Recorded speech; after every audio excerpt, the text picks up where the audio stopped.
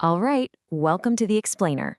Today, we're unpacking one of the absolute most complex, fiercely debated, and deeply rooted social institutions in all of human history.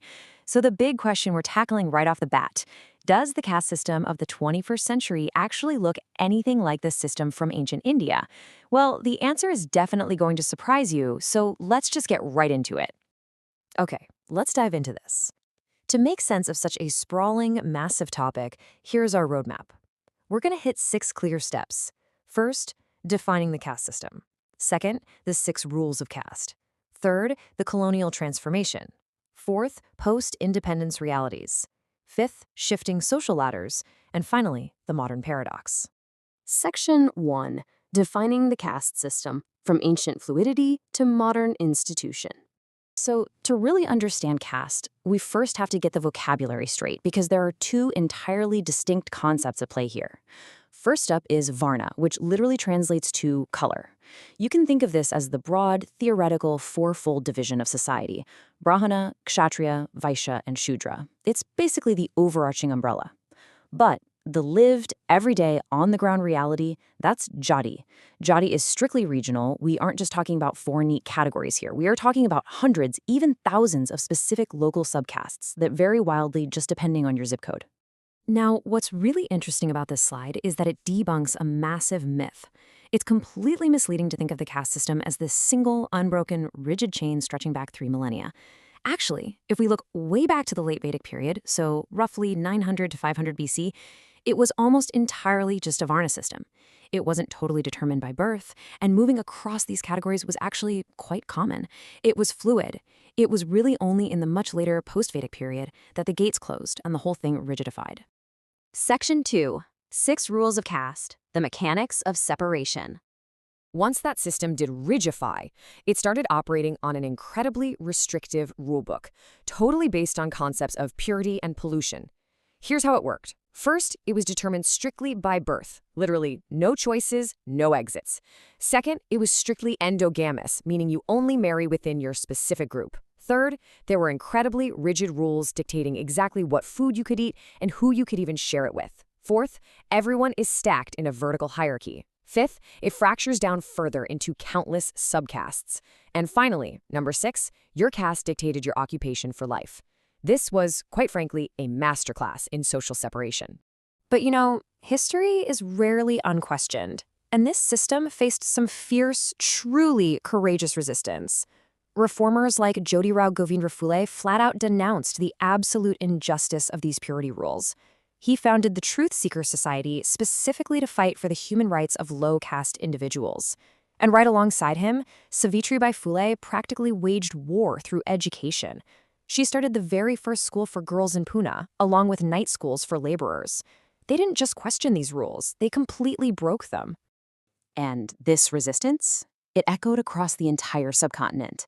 Down in Kerala, leaders like Ayan Kali fought tirelessly for something as incredibly basic as the right for Dalits to literally just walk on public roads and enter schools. Meanwhile, Periyar, the great rationalist leader in South India, sparked this massive movement to awaken people to the simple, but at the time radical idea that all human beings are fundamentally equal. These weren't just political campaigns, folks. These were literal fights for basic human dignity. Let's move to Section 3 and see how this builds: the colonial transformation, bureaucracy, and rigidity. So when the British arrived, they wanted to govern this vast, complex society efficiently. And to them, efficiency meant categorizing everything. In the 1860s, they started their census efforts, which became routine by 1881. But 1901, that is the true turning point. Under Herbert Risley, the British explicitly tried to map out the exact social hierarchy of all castes. Just imagine the absolute chaos. Suddenly, representatives of hundreds of different castes were petitioning the government for higher official placements. It was honestly a lot like modern influencers desperately lobbying for a verified blue check mark just to prove their status.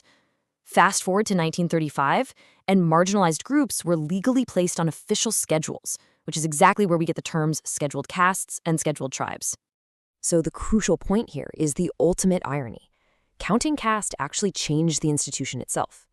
By trying to record, rank, and map a system that historically had at least some local, messy fluidity to it, The colonial bureaucracy basically locked it into place.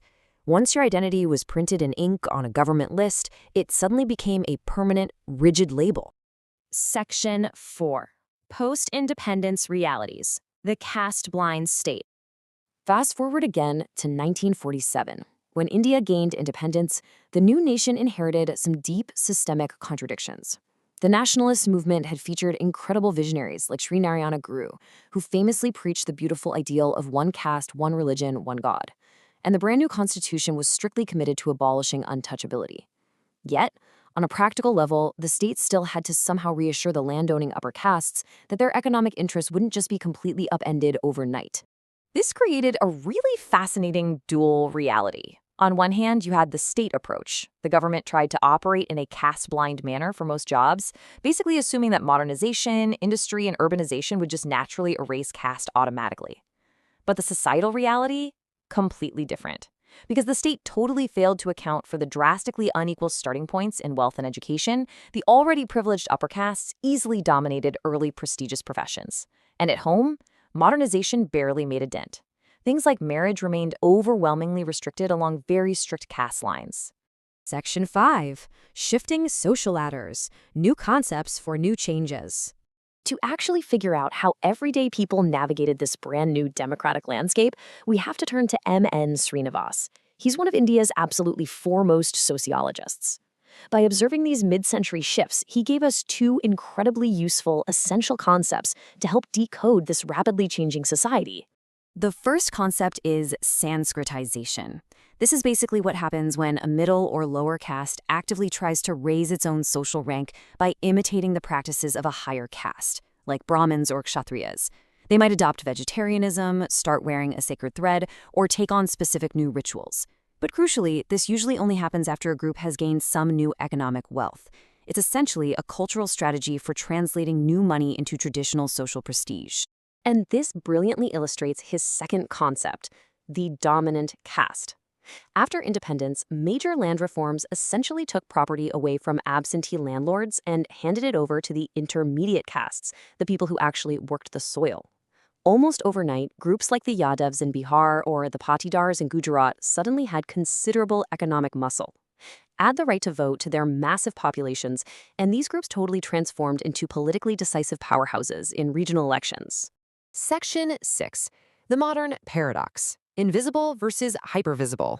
So, where does that leave us today?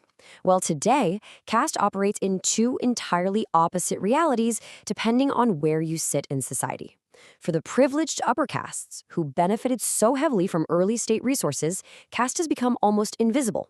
Because their ancestors secured elite education and capital decades ago, today's generation relies on that inherited head start. They have the luxury to say, oh, caste plays no part in my life. But for scheduled and backward castes, it is hypervisible.